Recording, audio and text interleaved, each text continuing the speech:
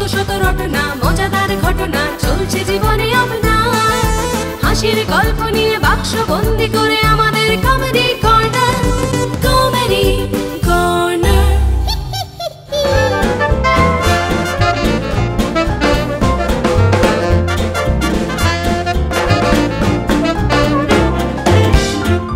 একটি খামারে এক কাপেল গিয়েছে। তো ওই খামারে একটি ষাঁড় একটি গরুকে ভালোবাসছে। তাই দেখে বৌদি খামারের মালিককে বলল, আচ্ছা দাদা, এই ষাঁড়টি দিনে কতবার গরুটাকে ভালোবাসে? ওই ৬-৭ বার। তখন বৌদি বলছে, দেখো। তখন দাদা বলছে খামারের মালিককে, আচ্ছা দাদা, রেগুলার কি একই গরু থাকে? না না, প্রতিদিন আলাদা আলাদা গরু।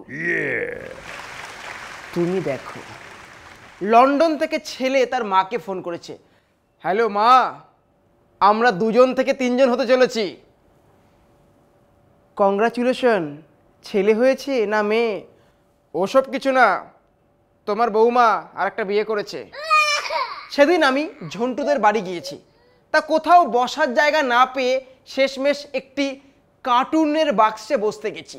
তখনই ঝন্টুর ছেলে এসে বলল, কাকু কাকু, ওই বাক্সটার উপর বসো না, ভ্যালুয়েবল জিনিস নষ্ট হয়ে যাবে। ও, ওই বাক্সটায় ভ্যালুয়েবল জিনিস আছে? না না কাকু, বাক্সটা পেরেক আছে।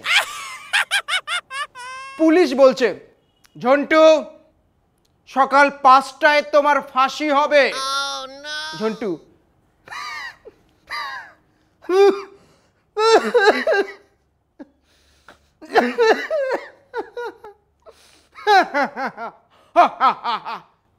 তুই হাসছিস কেন?